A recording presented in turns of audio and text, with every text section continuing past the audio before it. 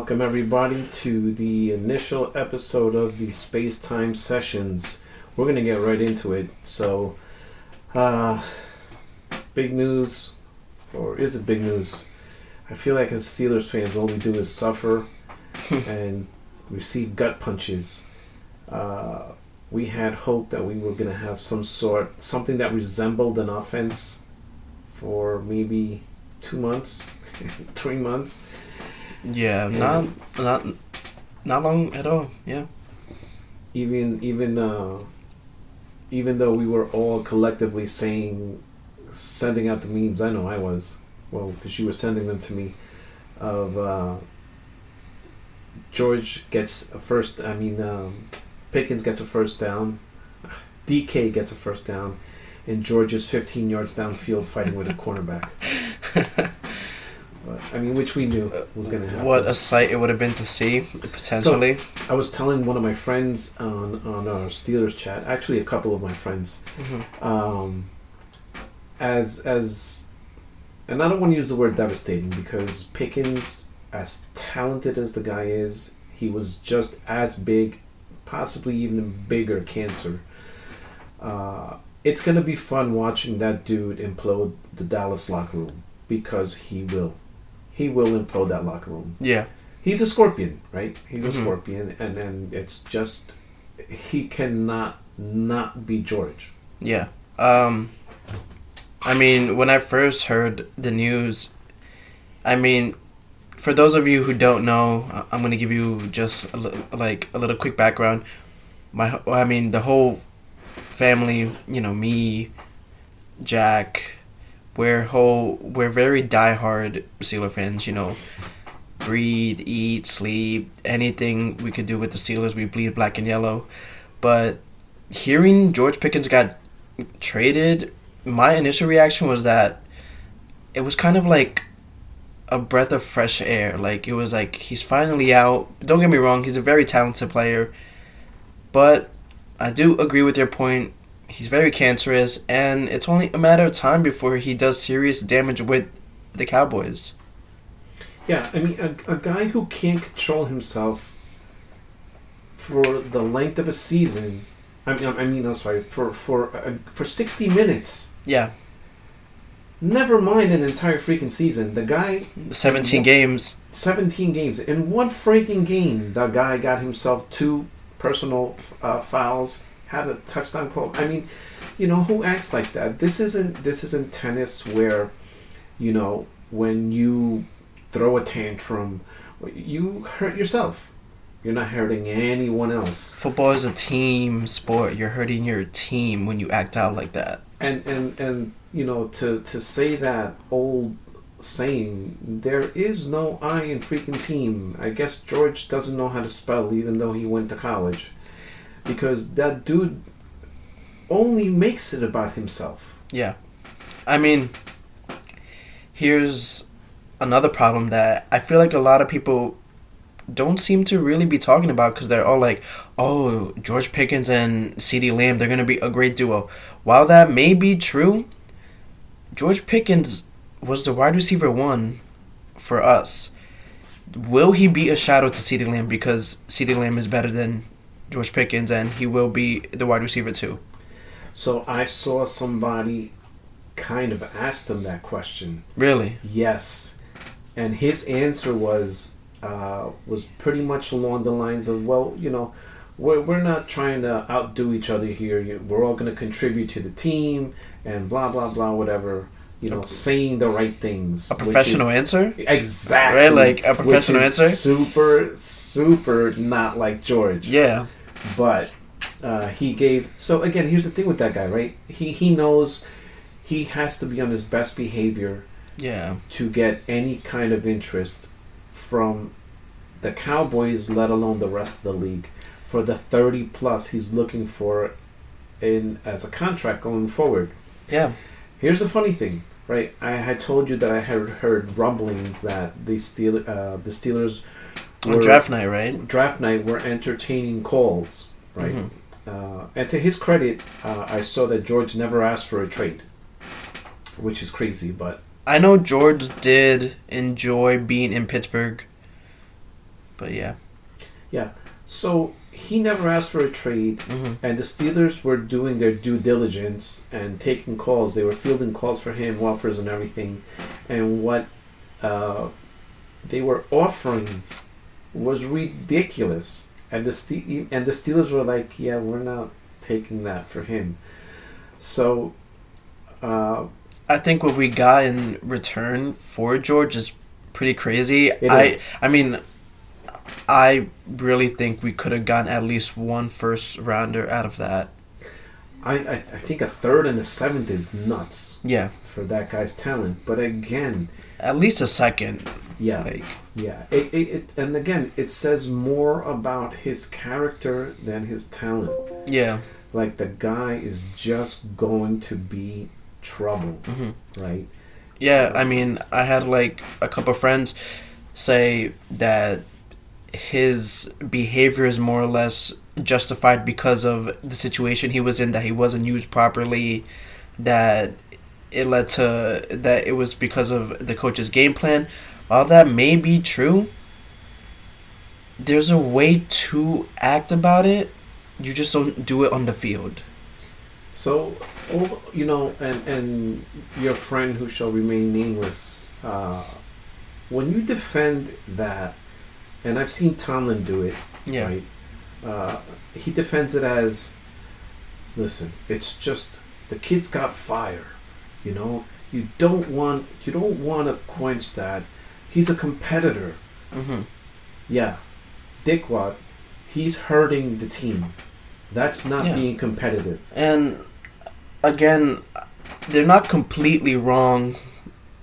He was in an offense for 3 years that we got him the ball, but not as much as we should have. 100%. And we didn't have the greatest team around him. We didn't accomplish much in those 3 years. So yeah, I mean, I more or less get the frustration of George, because it's like, I want better, and of course I understand that too, but at the same time, you just don't act the way that you're acting. You're affecting 10 other guys. Yeah. Who at the end of the day have the same desire that you do, which is to put a freaking ring on it. Where's my finger? To put a freaking ring on it, right? That's what everybody wants at the end of the season. That's the whole point. It's the whole point. And when you go and you act like that, and you put the entire team in a bad position, it's not good. It's not good. Yeah. I saw something yesterday. I think I sent you. I don't know how, because I sent it to numerous people. Ryan Clark. I love Ryan Clark. I loved him when he played. RC. He's one of the very few. If I owned your jersey, it's because I really liked you. Yeah. I think he was one of your last ones, right? He was my last one. He was the last Steeler jersey I ever got. I love Ryan. Ryan said that it may be time to move on from Tomlin, and he's not wrong. He's not. No. I'm sure people are all, when they saw that, they're losing their minds. How can this be? How can you say that?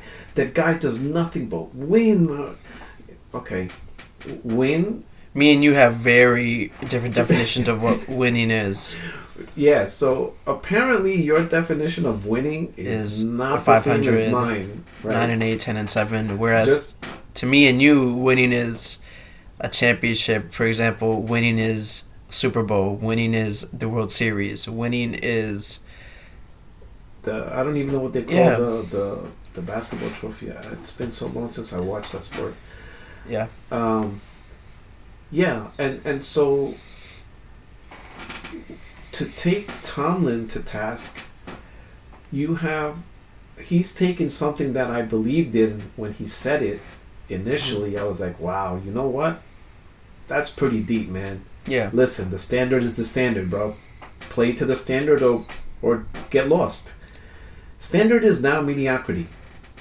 It's become mediocrity in Pittsburgh. Yeah. That's what it seems to me like that's what most of the fan base has come to accept as acceptable. I think a lot of fans are more so happy to, like how we've always talked about, to be in it.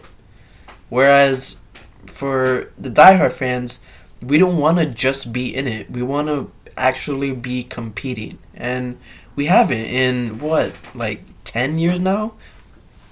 You know who's in it? Week 1, everybody's in it. So that doesn't mean a whole lot to me. Exactly. Right? That's like 500 and then smacked in the first round of the playoffs, to me. That was all for nothing. Is like the whole season was all for nothing. It really is. And it's and I think it was a basketball guy that they asked this to.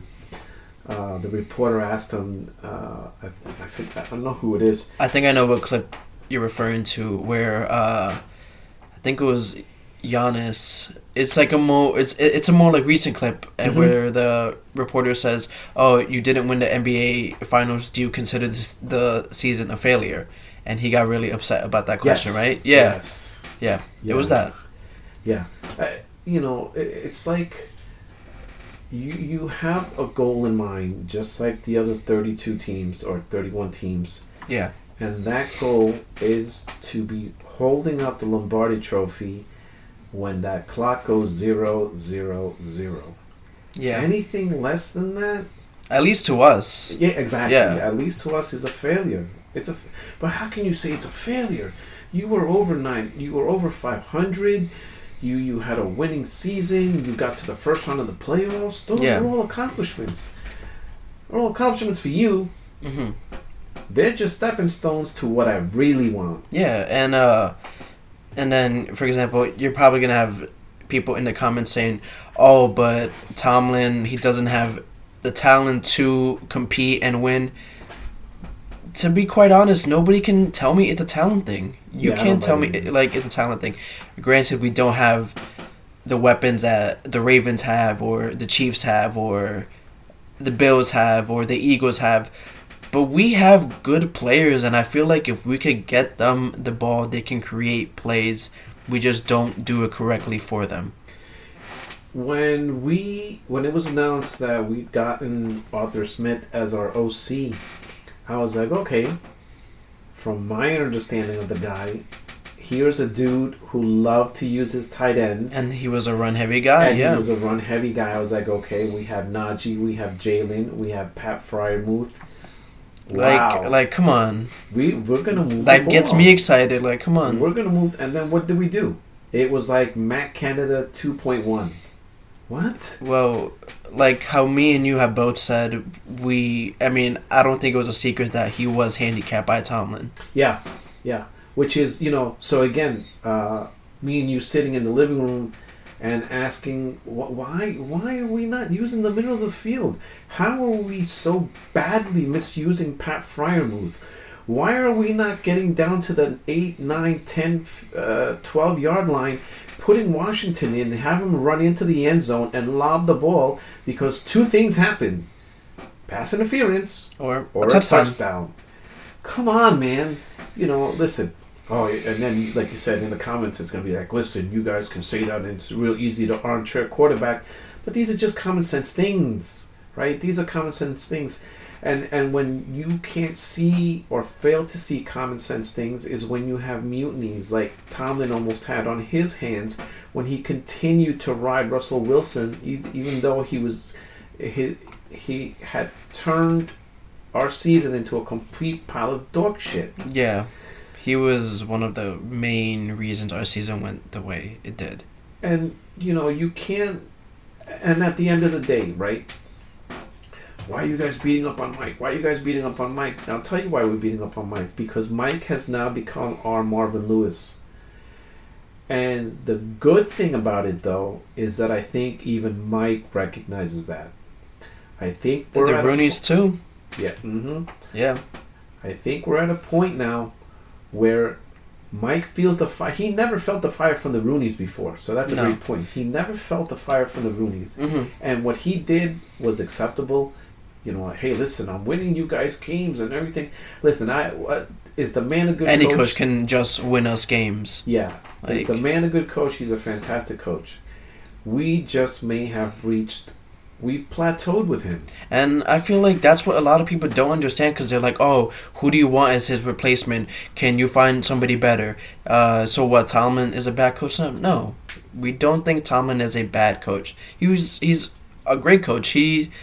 When you think of the Steelers, I mean, we've only had 3 head coaches and we haven't had one bad head coach. We just believe that his time is up with us. And for those of you out there watching, if he was on any other team producing what he has been for the last 10 seasons, would he still have a job on that team? So that is an excellent point, and something you guys in the comments before you start typing away, you need to ask yourself that. How many other teams in this league are going to put up with what the Rooneys have put up with? The Browns get a new coach almost every year. I mean, they have Stefanski for a couple years now. The Giants have gotten 5 head coaches in the last 8 seasons or something. There are teams that will make changes. We're just not one of them. And I think it has. I think somehow this the Rooneys have fallen in love with our culture. Yeah. Right, the Steelers culture. Since Chuck Noll, we've only ever had 3 head coaches in the last 100 years. That's fantastic, but what are the results? Because I'd rather have 10 head coaches and 4 Lombardis, or because that means that we built a culture, which we did back in the 70s. And then so that's the other thing too. Again, pounding on Mike. I don't care. When you guys can prove me wrong, I'm gonna get a desk. I'm gonna get a sign for the next episode. Mike Tomlin is not what we the Steelers need. Prove me wrong. Go to Pittsburgh and do that. Oh God! Just sit there with the table.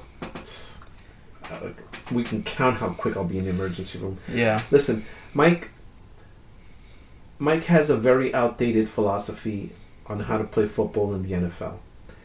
He believes that you can build a really stout defense, a suffocating defense, that chokes the other team and beats the hell out of them, and gives up 10 points. And gives up 10 points, and then your offense goes out and puts up 13.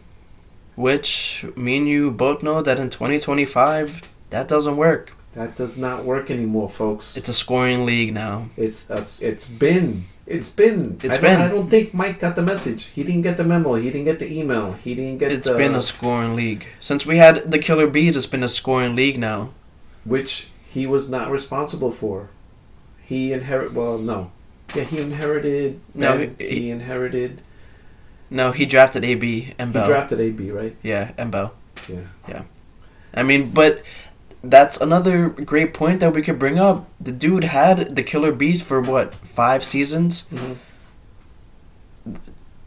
What is there to show for it? What was the end result of that? Yeah. What was the end result of that? For example, you think if for example, Bill Belichick is our coach, I believe that we get at least 1 ring out of that. Oh, 100%. At least 1. 100%, at least 100%. And again, so running just train of thought here. The schedule was released a couple of days ago. Yeah. And interesting. First thing that comes up to my mind when I see our first game is we're playing the Jets. Yeah. Now, it's obvious the NFL did that on purpose. Whatever, it's cool. cool. Because they anticipate that Aaron Rodgers is going to sign with us. Is going to sign, yeah. Yeah, he's going to sign 2 days before the season starts. But so what starts floating around in my head the minute I see the schedule is released? I already know. 2 words that every Steelers fan is very familiar with and should not be. Go ahead, say it. Trap game. Why is that a thing? Why is that a thing, and why are we mentioning it? Game 1. Game 1. It just blows my mind, and it really shouldn't be a thing, because as a coach you should have your team prepared to handle business. For example, you would think the New England Patriots are losing to two and attend teams in back-to-back weeks. Back-to-back weeks. Back-to-back weeks. They're winning 38-6, 48-6. You want to know why? Because they're going to be prepared to handle a team like that. And we haven't done that. Because that is what a head coach does, right? And you can say this stuff about, well, you know, the coach only comes up with the plan. It's the players who have to execute. Mm-hmm. If the players don't execute what the head coach comes up with, who's that on? That's on the head coach, right? Yeah. When Target isn't making their numbers for the quarter, who do you look at? The CEO doesn't go to the store and start interviewing the employees and be like, hey guys, what's going on? Like, we didn't make our numbers for this quarter. He goes to management. Hey, knuckleheads, what's going on here? Yeah. But speaking on the schedule, I thought that we could do like a rapid fire session, go through the games and say win loss. Oh, sure. Yeah. Yeah. So week 1 we got the Jets, and for those of you who don't know, we will be there in attendance, so we'll have some great content coming out of that. So I know we were saying trap game, but I think we handle our business and we get a win there. Yeah, 100%. It's gonna be your typical sloppy 13-10 win. 13-10 ugly win. Yeah. Courtesy of the foot of the only offensive player we really have is Bosworth. Thank God for that guy, man. Jesus, we need to clone him. He deserves to have his jersey retired, and 100%. I stand on that. Then we're home with our home opener versus Seattle. I'm going to give us a win. I agree. So, 2-0. Then we go to the Patriots. I'm going to give us a win. I agree. So, 3-0. Then we have our Ireland game against the Vikings. I'm going to give us a loss there. What do you think? I don't disagree with that. So we're 3-1 going into the bye week. We have an early bye. Don't like that. I hate that. I hate it. We come out of the bye versus Cleveland. That's a win. Yeah. So we're 4-1. Yeah, they're a dumpster fire. Yeah. Regardless, for their hype video that they put out, they have some balls on them. Let me tell you. Then we got the Bengals on Thursday night. It's a short week. I'm gonna give us a loss there. Agree. So, and then we go to Lambeau on Sunday night. We're home. I'm sorry. I'm gonna give us a loss there. Yeah, I think Mr. Love smacks us around. So we're 4-3, and then we have our annual Pittsburgh trip. We're home versus the Colts. So we got 2 games that we're gonna go to. I'm gonna give us a win. Agree. So we're 5-3. Then we go to the Chargers. This is a toss-up game, but I think I'm gonna give it to the Chargers. I think Najee is going to be motivated to hell. Yeah. And applause to the Chargers on their hype video and the digs they took at us. Yeah. Very well done. It's funny. And it was funny because it's true. Yeah. Like they say. Mm-hmm. If you haven't seen it, do yourself a favor and watch it. All the little Easter eggs they put in there. Especially when it comes to the Steelers. Yeah. Very funny. Very well done. So we're 5-4. Then we're home versus the Bengals. I don't think we get swept by them. Yeah, I don't either. I think I'm going to give us a win there. I think by that time also, I do have hope for this offense. I do. I think the Mason Rudolph MVP season. I think the offensive line is going to be better. Yeah. Without a certain left tackle. We're going to gel. I think that's right around the time. You want to know what's crazy is that me and you both noticed that he had a big step up this year. Yeah. Right. But so we're 6-4 currently. Then we go to Chicago. I think we get a win there. Agree. Then we're home versus the Bills. I'm gonna give us a loss. 100%. Then we're home. No, then we go to the Ravens. I'm gonna give us a loss. So we're 7-6. Yeah, and then we're home versus Miami. I'm gonna give us a win. Agree. We're 8-6. Then we're At the Lions, I'm gonna give us a loss. Agreed. So 8-7. Then we go to Cleveland. That's a win. So we're 9-7. Now, do we do it for the memes when we finish up against the Ravens at home to go to 10-7? Should we do it? I think I'm gonna do it. we win at the end. I'm gonna give us 10-7. We're going 10-7 again.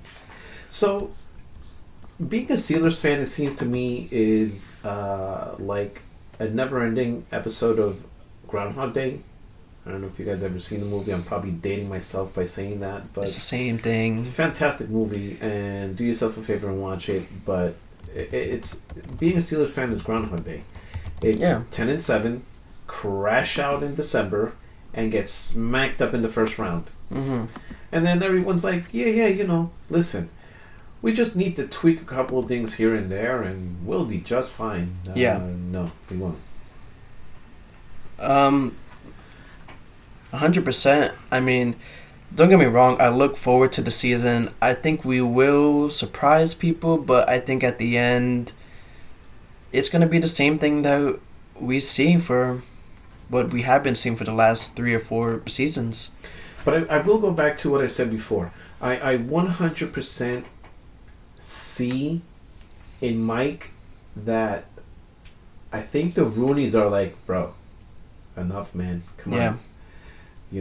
So will it change his way of doing things in as far as offensively? I hope so, because again, listen, with George gone, is it a big hit? 100%. Yeah. But do we have weapons to do damage? Yes. Absolutely. Yes. Pat Fryermuth is not Travis Kelce. He's not going to be. But the kid, he's a big, strong kid with great hands. We met him. He's athletic. Yeah. Yeah. He's a big kid. Athletic. He's got great instincts. And you know what? He's another one who could go out and say, listen, you guys are misusing me. You're not, utilizing me to the best of my abilities and everything. And he'd be 100% valid in saying all those things. Well, I think we have him locked up. Yeah, I mean, thank God. But still, listen, can we get the man the ball?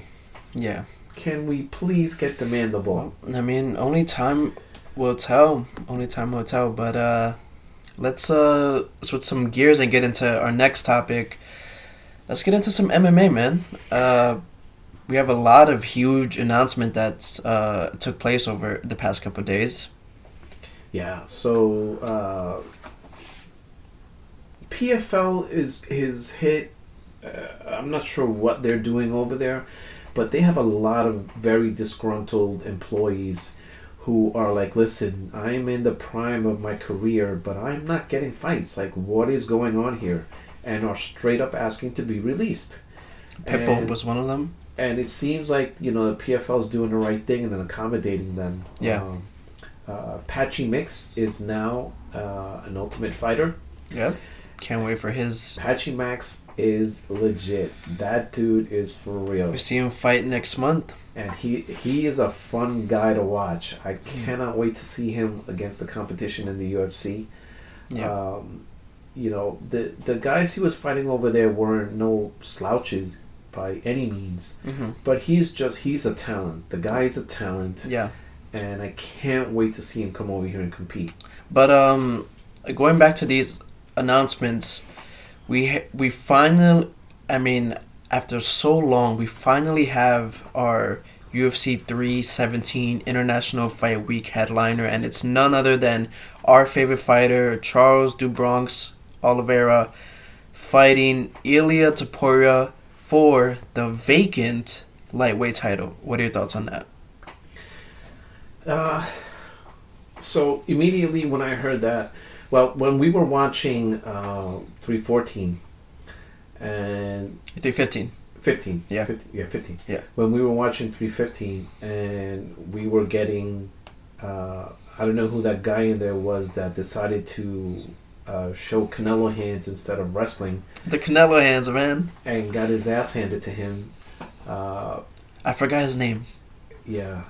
Yeah. So, something. Something. Remember? Yeah. Something. Yeah.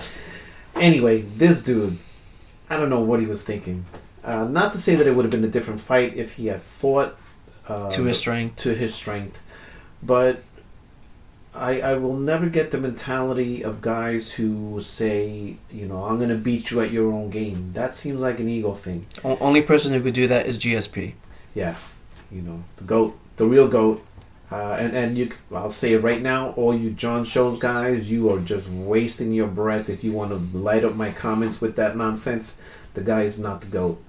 I mean, he's the greatest ducker of all time, the greatest wife beater, the greatest steroid user, the greatest everything. And again, look, is the guy talented? Yes, the guy's talented. Did he beat a lot of good people? He ran through a murderer's row of people. Yeah. But all those wins are, to me, tainted, and have asterisks next to them. But you get popped once, it's a mistake. I will give anybody a pass. Yeah. One time. 2 times, that's a choice, bro. 3 times, I'm just gonna assume you were doing it your whole career. I'm going to assume that you've been doing that from day one. But going back to Ilya versus Charles, I mean, right. What's your take on that? So I think Charles is naturally, he's a bigger guy. Yeah. I've seen pictures of Ilya now. He was doing wind sprints somewhere, whatever, and he looks like a friggin' tank. Yeah. But he's still going to be a smaller guy because he's just a smaller guy. He can bulk up, whatever, and maybe he doesn't. Not maybe he doesn't have to do the killer weight cut anymore. Mm-hmm. So he's going to be that much stronger, whatever. Yeah, I get it.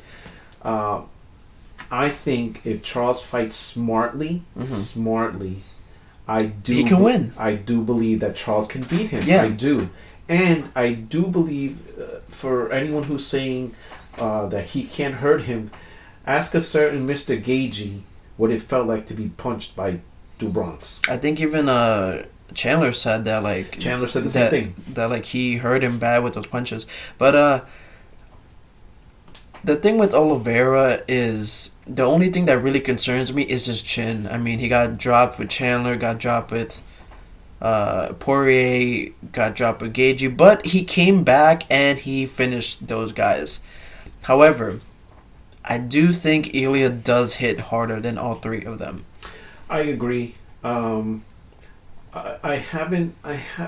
do have to say I haven't ever really seen Charles be in danger where he's stumbling around. I've seen him buzzed. I've seen him buzzed. I've seen him go down. And then that's the other thing too, is it reminds me of the Arman fight where Arman, he must breathe through his ass or something, because I don't understand how that dude didn't tap. How he escaped to the guillotine twice. He had him in a darce, and he had him in a guillotine and a darce, right? He had him in the guillotine twice and the darce twice at the end. The end. So 4 total. Crazy. Yeah. And so the guy must have gills under his armpits or something. I don't know. Yeah. But,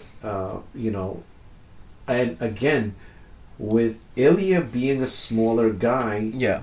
If Charles gets him in a darce I don't think he's getting out of that, man. I mean, to what you were saying, I feel like... So, here's more or less how I can kind of see the fight, like, playing out. What I think will happen was that Ilya will tag Charles, right? And I believe that Charles will act like he's hurt and drop to the ground. To bait him. Here's the thing, will Ilya take the bait, or will he be like, I'm not going to the ground with you? I don't think he's going to the ground with him. And how you were saying Ilya is moving up a weight class. Charles walks around 190. He's the naturally bigger guy than Ilya, and also he's taller than Ilya. He has a good 5 to 6 inches on him. And I think if Charles can work on his defensive boxing and just not get hit, use the fact that you're bigger and longer, I think Charles can get it done. Use your Muay Thai. The guy has Muay Thai. I love Muay Thai. He can beat him. I'm a big One fan. For those of you who don't know, you gotta get into One FC. One FC it's right after the UFC for me at least. Yeah, for me it's as good. I love One because they do kickboxing, they do Muay Thai, they do MMA, they do grappling. Yeah. So in a card, you'll have 20 fights and you'll see everything. Yeah. And so you know, if you haven't ever really seen a grappling match, you get to see that and you get an appreciation for it. And I get it. You know, there's guys who are like, oh, who wants to see that? Whatever. Nah, whatever. And, you know, to each his own, so good. But the Muay Thai fights, like, I just watched the card this morning. Oh, my God, those fights are amazing. And Charles has that. Yeah. You know, they call it the Art of the Eight Limbs, and it's a fantastic name. And I would love to see Charles use that clinch, you know, use the Thai elbows, use the Thai knees. Yeah. And yeah, I think he, with the fact if he fights long, because he is like you said, he is naturally the bigger guy. If he fights long, if he fights smart, and keeps him at the end of his punches, I think he can win. Yeah, and I mean, but I put here the full card for International Fight Week, but from what I'm seeing, I'm turning on at 6:30 to watch the full card because it is so stacked. I would say that it's up there with 300. That card is so stacked. But so we have Charles winning. So that was the main event that got announced. Another fight that got announced was the headliner for UFC 319 in Chicago, and it's Dricus du Plessis versus Khamzat Chimaev. The fight that everybody has wanted to see, I think mainly because Dricus is starting to get a lot of people on his side, but then you have the relentless guy in Chimaev, and man, am I excited for that fight. Yeah. How can you not? I mean, as a fan, you know, I was about to say a casual, but a casual wouldn't really do anything for them. Like, it wouldn't really move the needle for them. Yeah. But as a fan, how could you not be excited for this? And like you said, Dricus has... I can't say that he's won me over, but I believe in him a lot more. Yeah, 100%. Do I think he can beat Boers? I don't. I really don't. Do I think he's going to give him a run for his money? I do. So, here's something that... And I don't know if you agree with this, but here's the thing. If I'm Dracus, what I do is I let Chimaev take me down, but I don't give him... Well, I don't know if Dracus does BJJ, but I would... Sure seemed like it against Izzy. I would pull guard on Chimaev because we saw what happened when Gilbert did it, and Chimaev didn't like it. Oh, yeah. So I would pull guard on Chimaev and see how he reacts. Yeah. And the thing, though, that I think is probably going to play into this is Dricus's gas tank is not the best. Yeah. Right? And while Chimaev's is worse, though. Yeah, while Chimaev is absolutely no Marab, I mean, who is? Mm-hmm. His gas tank, I think, is a little better. Right? You think so? Yeah, I think so. And he showed he can be put down because Gilbert put him down twice. Yeah. Right?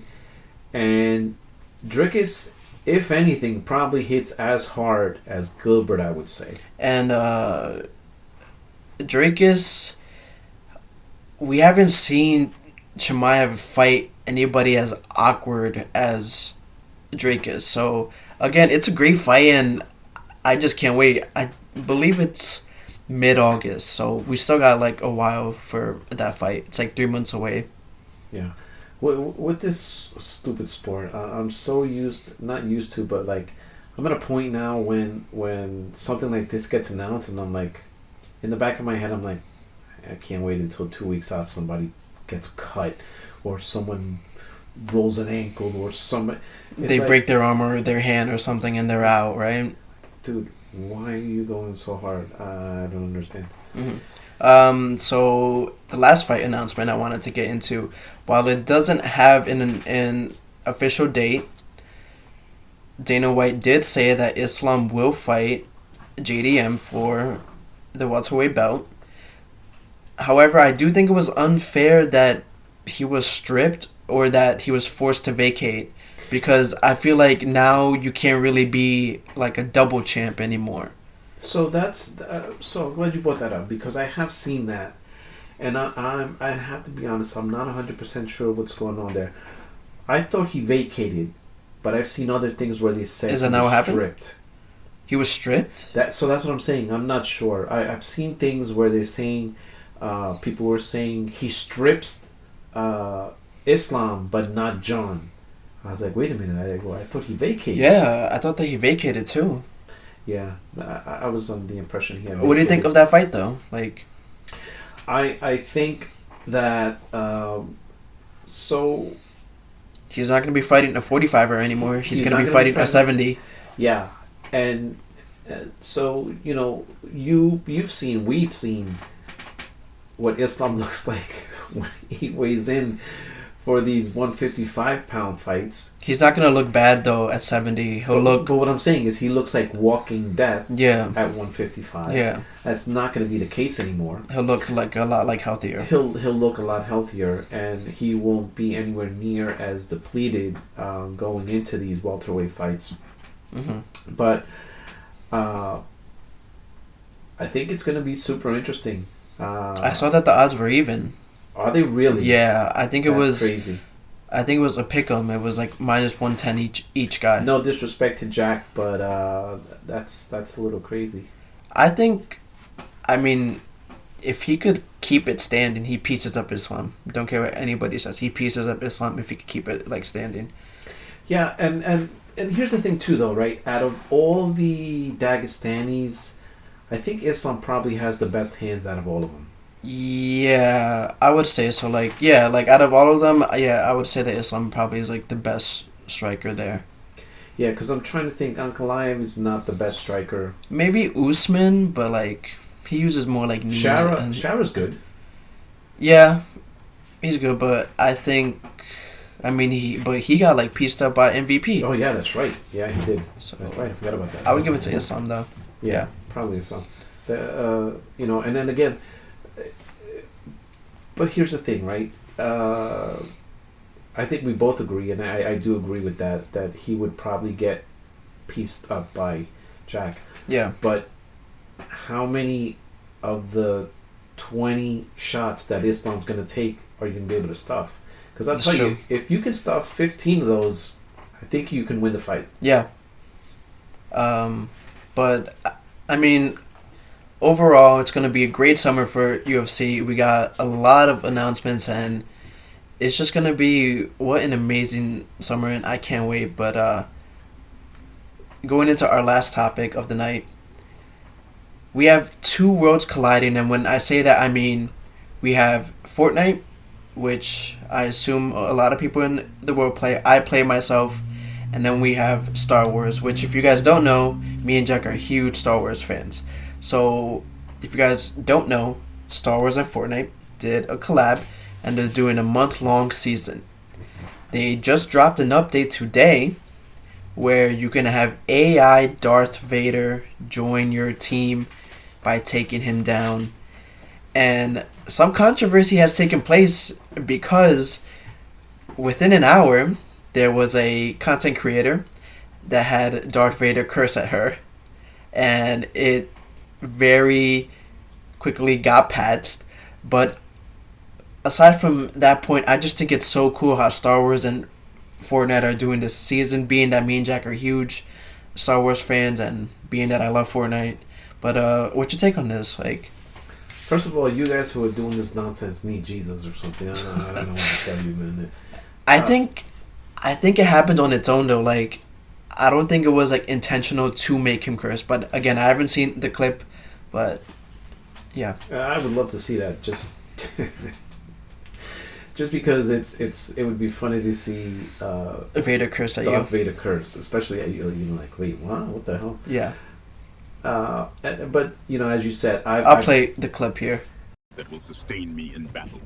What freaking fucking food is that, Darth Vader? Oh my Tell God, me. double down. Freaking, fucking. What? Such vulgarity does not become you, not Padme. allowed. You inquire about Oh sustenance, my God, no, and yet oh my speak God. like a common thug. As for what sustains What? me, Oh my God, you no, would no, not That's- comprehend its composition. Oh my It is. I made him swear. But yeah, I've watched you play the game, and it's not. It's like I get a big kick out of the collabs that they do when they did Godzilla. yeah, When they did that was a great collab. that yeah. was huge. That was That so was a great awesome. collab. The one that you showed me where they had the Millennium Falcon flying around in the map, and That was a great one too. That was fantastic. Yeah. I think they come up with really cool ideas to keep the game fresh. Mm-hmm. The gameplay itself is not for me. Yeah, I'm more of a Last of Us kind of guy. great game. Great game. Assassin's Creed kind of guy. Great game with a huge fall off, but still great. What I also like about this season, if you didn't know, is that it's all Star Wars guns. Like so you got blasters. yeah, for the whole month, it's just like Star Wars guns, and it's crazy because they have like unlimited ammo. You could just keep shooting, and it never runs out. And they added Vader's lightsaber in the game, so a lot of people don't like it because you know how like there's building in the game, you can throw it and it goes through people's builds and it'll just come back and it does like twice the damage.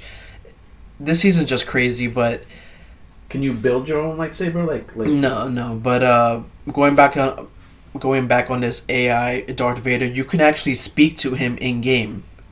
Oh, get out of here! He Yeah, interacts with you, and he interacts like for example, you could ask him like, oh, what do you think of the Force or something, and he'll straight up answer you like if you're talking to somebody in the game, like when cool. when he joins your team. It's cool. That's very cool. Yeah. Yeah, I mean, so as someone who grew up with these movies as a kid, and I was a kid when the first three came out. I thought it was the greatest thing ever. Can't believe it took me so long to get into it. When those movies came out, and then for all you guys who are like, oh, why did it take you so long? It's not like I didn't try. No, yeah, I was under the impression that it was for nerds. Like, oh, how could you like Star Wars? And I got into it, and now I love it. Yeah,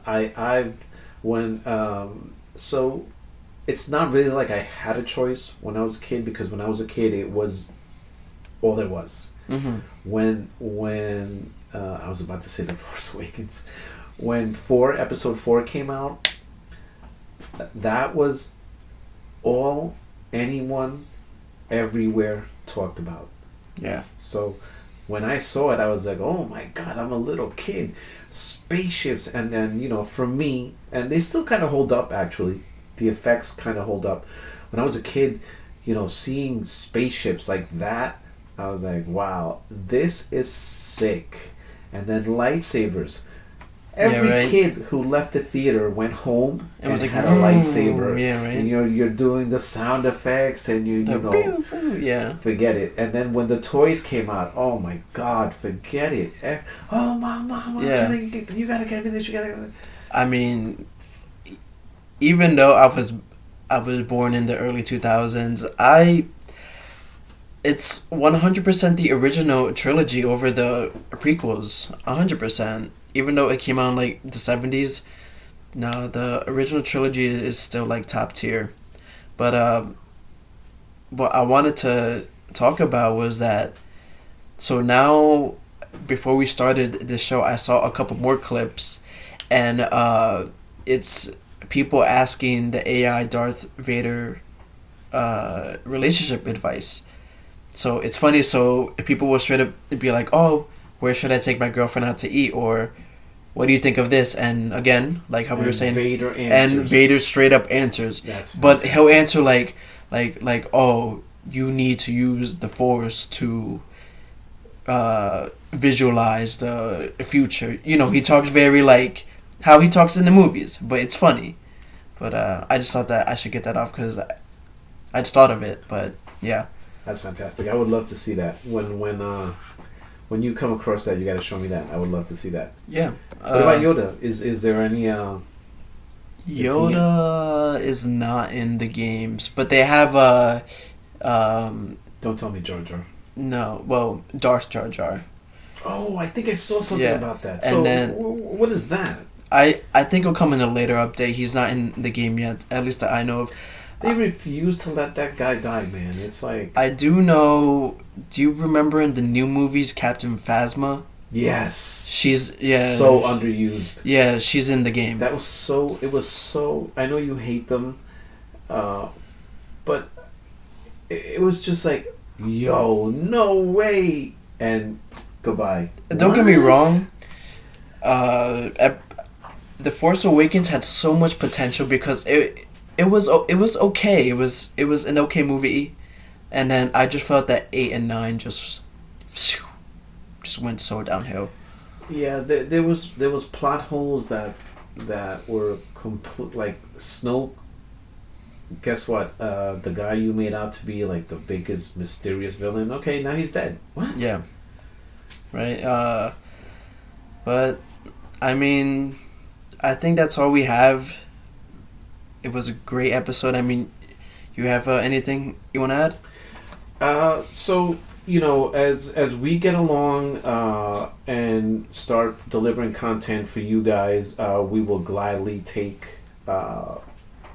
topics that you think you'd like to hear us discuss. Put it in the comments. Yeah, put it in the comments. You know, we will absolutely 100% address that stuff. You know, this is stuff that we like to do. Everything that we have an opinion on is maybe not politically correct, if that's even a thing anymore. And you may not like a lot of the stuff that we say, but it's the truth.